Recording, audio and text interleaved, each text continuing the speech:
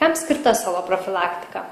Jis skirta visiems žmonėms be išimties, net vaikams ar paaugliams.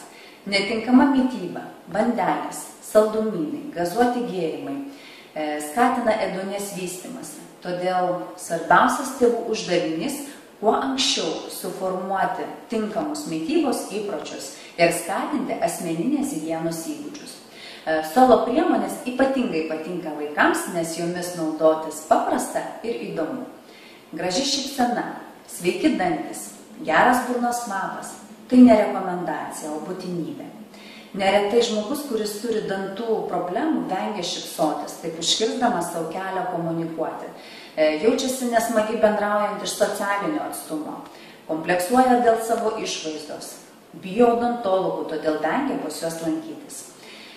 Apsilankę pas specialistus neretai susiduria su tokia realybė, kuomet pasiūlytas gydymo būdas vieniems skaudus finansiškai, jeigu yra daug sugedusių dantų, o kitiems keliantis siaubą.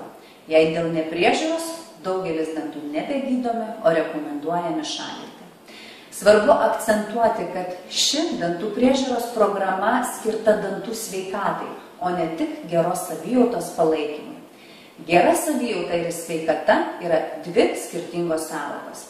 Jei naudotume tinkamas priemonės, kurių dėka negestų dantis, nesiformuotų akmenys, nesivystytų parodontozė, prie viso to naudotume, tarkim, skalavimo skystį, kuris suteiktų švaros ir gaivos pojūtį burnoje, tuomet turėtumėte ir sveikus dantis, ir gerą savijautą. Todėl labai kviečiu visus išbandyti šią efektyvią burnos ertmės profilaktikos priemonę.